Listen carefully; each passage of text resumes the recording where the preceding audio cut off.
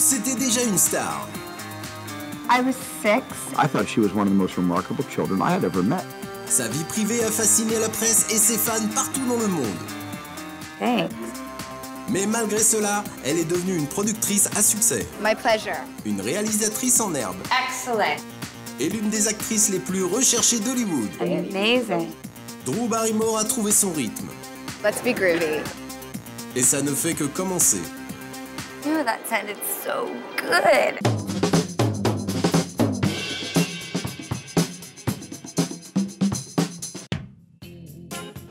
Drew Barrymore naît le 22 février 1975 à Culver City, en Californie. Son père et sa mère sont tous les deux comédiens. Mais ce n'est pas son seul lien avec l'industrie du cinéma. Talk about being born into show business royalty. Her grandfather was the great actor John Barrymore, and the whole Barrymore family were an acting dynasty in the early 20th century. And if that weren't enough, Drew's godfather is the great director Steven Spielberg. I didn't associate the name Barrymore with the Barrymore lineage. Nobody said, by the way, she's a real Barrymore. By the way, her great-grandfather is John Barrymore, you know, senior.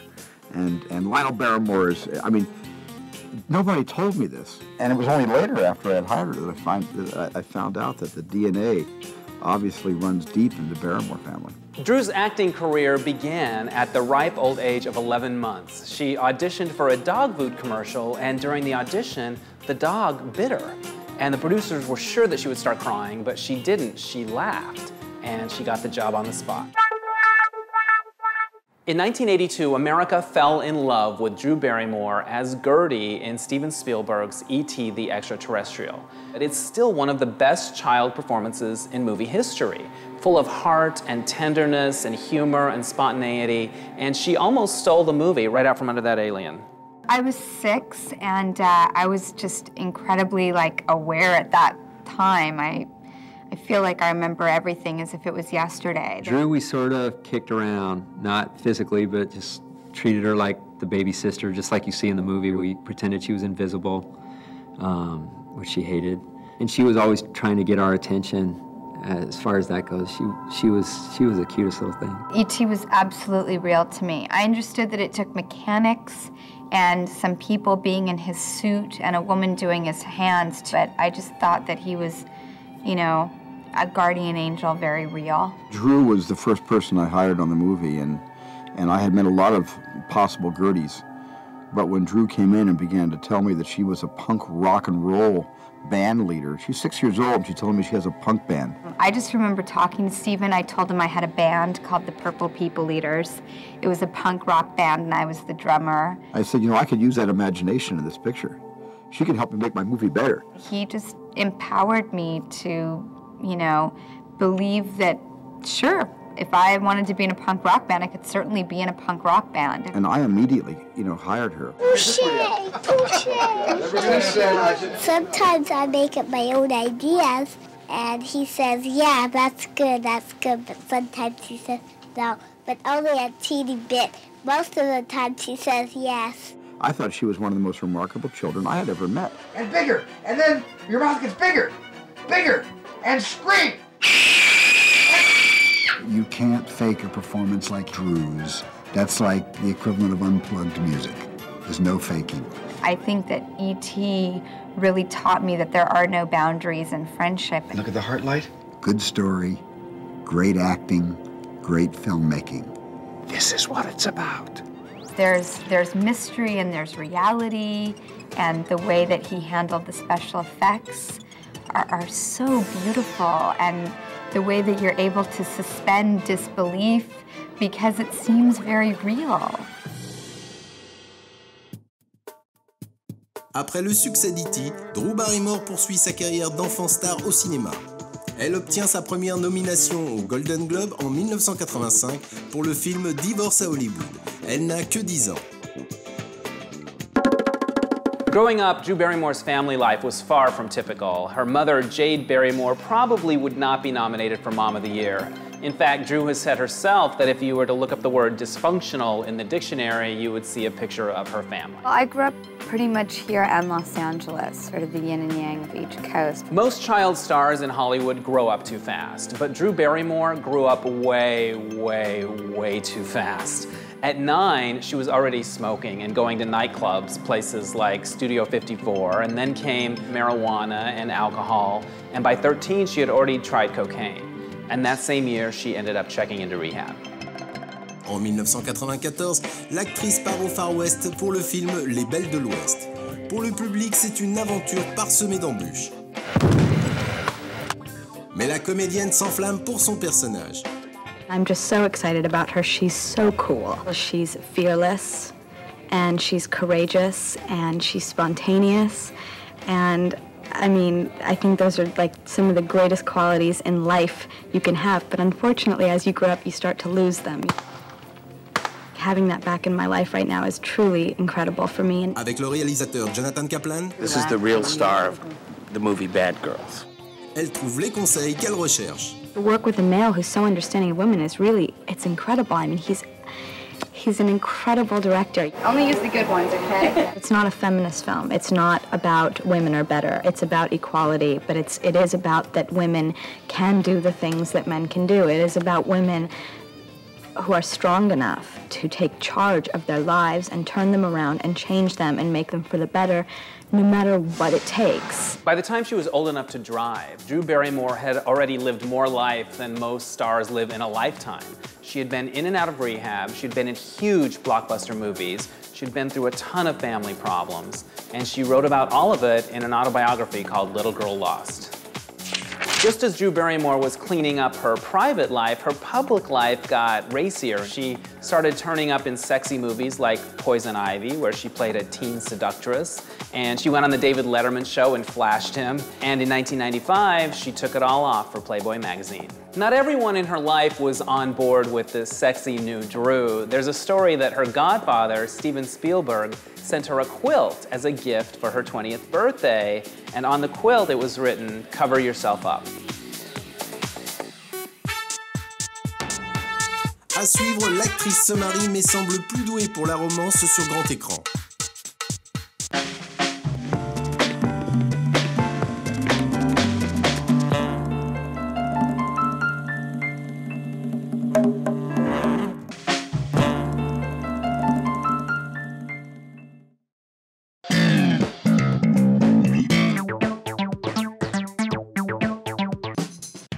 Fantastic. Drew Barrymore's first marriage came in 1994. She rather impulsively married Jeremy Thomas, who owned a bar in Hollywood called The Room. At the time, she described herself as the luckiest girl in the world, but just 2 months later, she filed for divorce. And she later called Thomas the biggest schmuck she'd ever met in her life. In 1996, Drew joined an all-star cast to appear in Woody Allen's Everyone Says I Love You. C'est une comédie musicale où Drew doit chanter. Comment réagit-elle?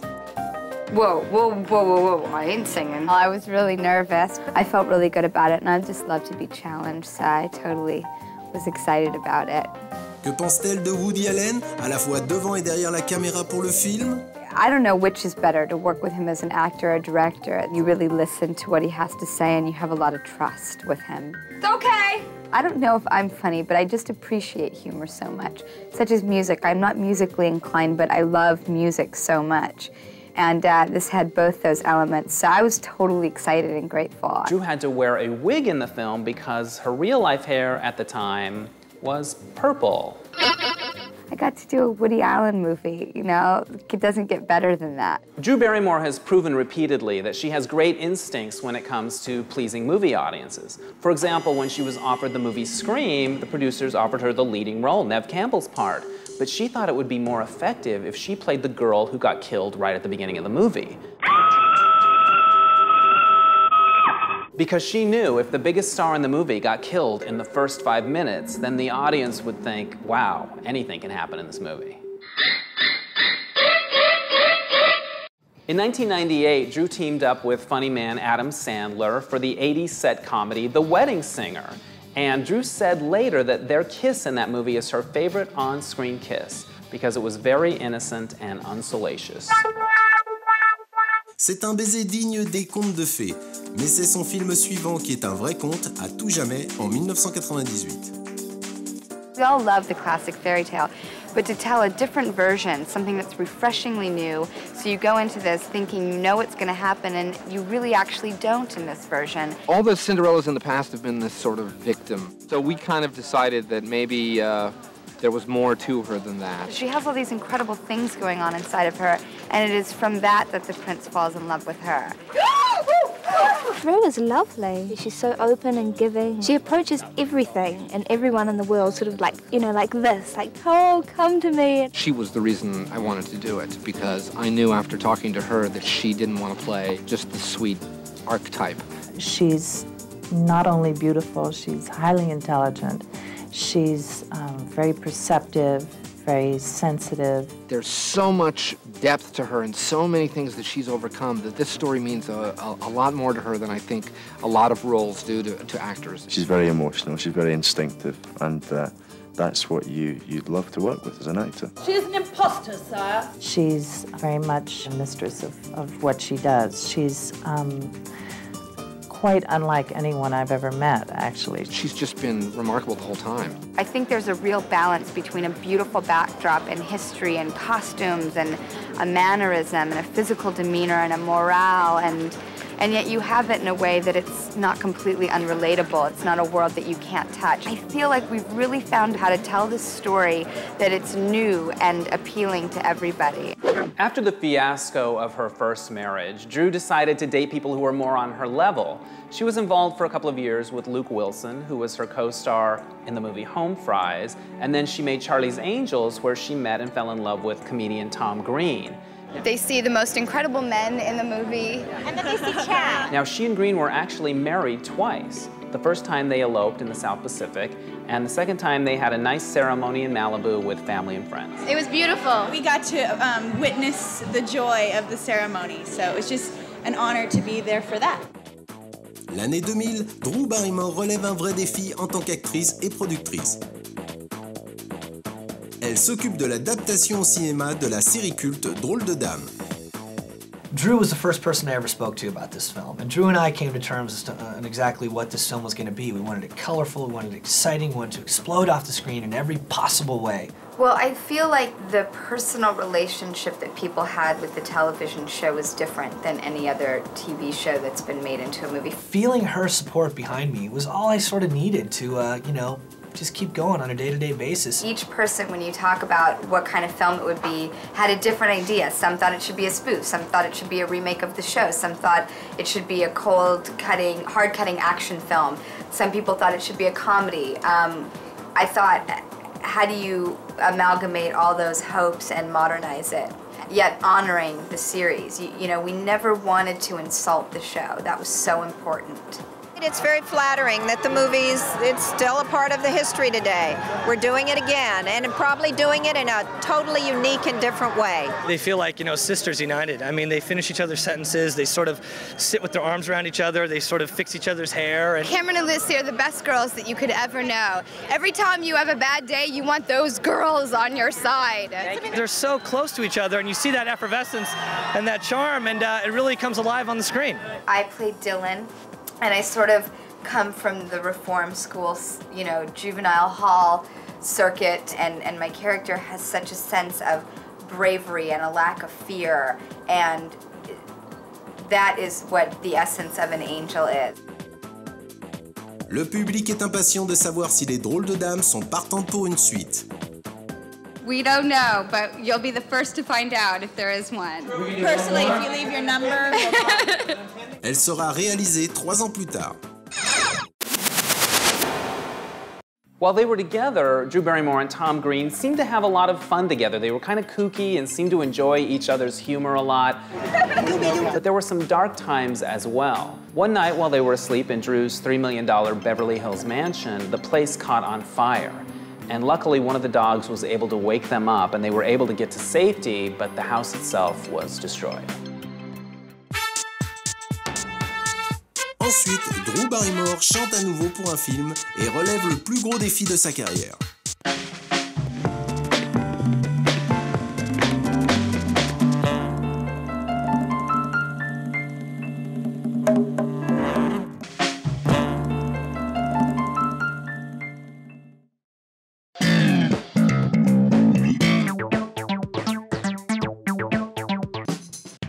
Okay, perfect. En 2001, dans Écart de conduite, l'actrice dévoile ses techniques de jeu sur le plateau et parle de l'influence de son personnage sur elle. I'm taking you through my trailer to show you where I've been for the last 7 months. I have this altar for Bev, and every morning I come in and I pick a song for the scene that I'm gonna do. Ray would never go for it. Then leave him. Most of her screwed upness came from her family, and I relate because me and my family are a little dysfunctional. So I have here, this is me being Bev in my trailer, and I freak out because we look so much alike, and Beverly is so much my mother to me in certain ways, like this young woman who was very dramatic and had a child very young. Can't you see that Amelia has bigger problems right now?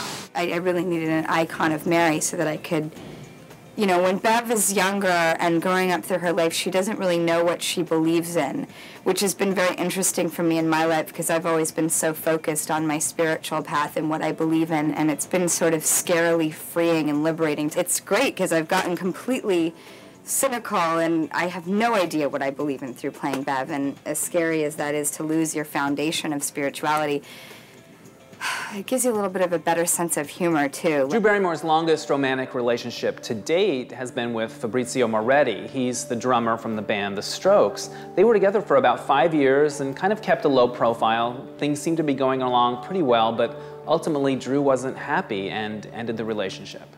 En 2005, Drew Barrymore joue aux côtés de son ami Jimmy Fallon dans la comédie Terrain d'entente des frères Farrelly. Drew Barrymore, of course, you know, is America's sweetheart, basically, and she's been incredible. I play Lindsay Meeks. She is very good at math. That's her occupation. I'm so bad at math, I can't even figure out what her occupation is. We always wanted to work with Drew Barrymore ever since we have been making movies. She's pretty much a workaholic and very regimented. My character is obsessed with baseball. I actually bought every book in the store because I'm tired of being the most ignorant person here. It's not a baseball movie at all. It's a love story. I always knew she was great. She pops on screen. She's very likable, but she's really a spectacular actress. Perfect. Yeah! Awesome. All right. Yeah. Working with Drew Barrymore is exactly what you would think it would be, but even better. She's beautiful, and she's funny and smart, and she's actually magical. Like when you see her face, it's just like she lights up a room. It's just fantastic. I've always loved him on SNL, and we had worked together on that show a few times. She's a great actor as well, and you're just in awe of her after a scene. You just go, wow, she's knocking him out of the park every single time. I have been sort of pioneering for us to get to do a film together because I felt like I would be lucky to work with him. I'm so excited to introduce you to Mr. Classy. Where's the booze at? First of all, we're big fans of her work, but people have always told us what a nice person she is and how much fun she is to work with, and that means a lot to us because it's important that you're with people that you really enjoy being with, and it helps you to make the movie better when you're all having fun. Alors que l'ambiance est joyeuse sur le plateau, il se produit une étrange coïncidence dans l'univers du baseball. You don't get to do things like that in film. You don't get to shoot the end of your film at the World Series with a team who hasn't won for 86 years, who has this completely legendary curse on them, and shoot it while it's actually happening with the two characters there achieving their own love story and win as this historical team achieves their win. I mean, it just, you know, it doesn't usually happen that way. The romantic comedy Music and Lyrics in 2007 gave Drew the opportunity to work with Hugh Grant. She brings this incredible charm. You know, she's got that, she's clever, but she's also got this incredible childlike. She has that as well, amazing innocence. Drew is just great. I just love her. She's spontaneous and she's really, really funny. You were really good. It also allowed her to sing on screen. By her own admission, Drew says her singing makes people cry and vomit. My throat's closing up. It's like anaphylactic. So she was a bit nervous about it, but she worked with a coach and she was able to pull it off in the movie. All I wanna do is find a way back into love.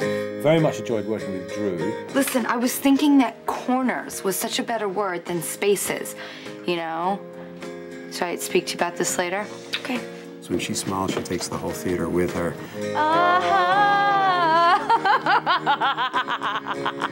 The greatest thing about this project for me has been working with Drew, honestly. You are unfit to be a mother.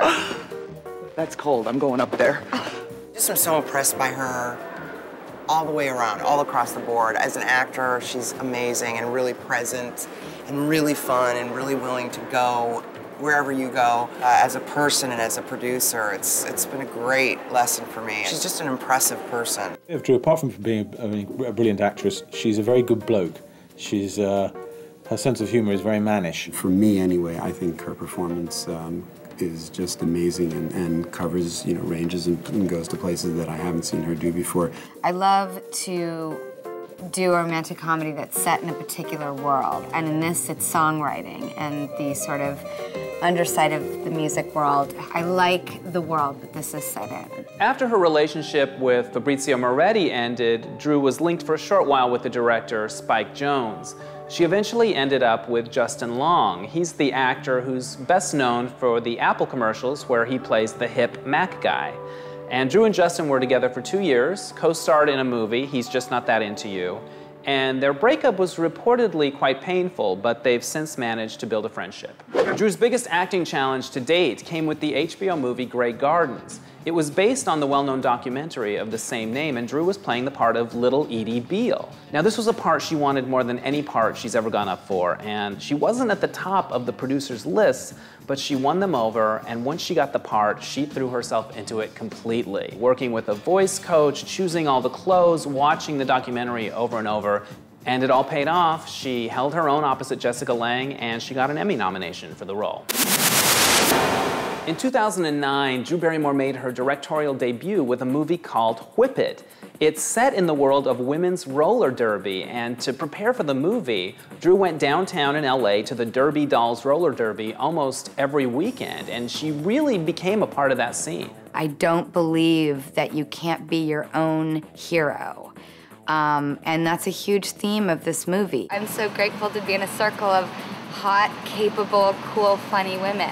That and finding your tribe have been sort of the two most compelling things and themes in the movie, which has made me work on it, you know, 6 to 7 days a week for 2 years now. She's just absolutely thrown her entire heart and her entire being into this, and always exudes positivity and just the greatest energy. After the teensiest little scenes that were like, that was easy, she's like, oh, it's perfect, and she'll clap and jump up and down. Yay! That passion is why we're all here. We're all here for her. Drew, as a filmmaker, is so exciting.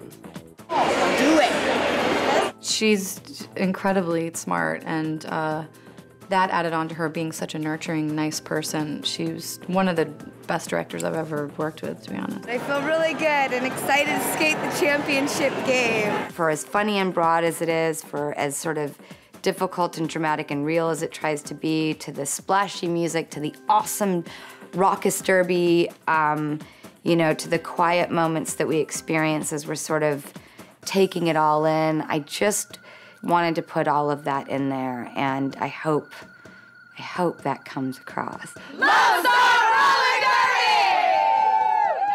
TGIF! These days, Drew Barrymore seems to have come to terms with her troubled family history. She says her mom, Jade, is a very interesting person, very cosmopolitan and well-read. But Drew adds that that's not exactly what you want in a mom when you're a kid. You want to hear bedtime stories. You don't want to hear that Mick Jagger's in the bedroom. Drew Barrymore likes to use her celebrity for the causes that she believes in. She's a very vocal proponent for marriage equality, and she was also named Ambassador Against Hunger for the United Nations World Food Program, and she even donated $1 million of her own money to that cause. Actrice, productrice, réalisatrice, gaie, talentueuse, intelligente, on lui dénombre beaucoup de qualités. Un mot revient souvent pour la décrire. I always just like to be free, and you know, if that's considered wild, then I am wild, you know, but I want to get the most out of this life. I want to laugh as much as I can and be free. Drew Barrymore vit sur la côte ouest dans une propriété immense de 8 millions de dollars. Malgré sa célébrité, elle garde les pieds sur terre et a une excellente philosophie de vie. Find out who you are and fight for that and believe in it and be empowered by that and be true to that and don't believe that any brass ring is not within your grasp or any goal is not within your reach or that any limitation should be set upon you, because I believe girls can do it all.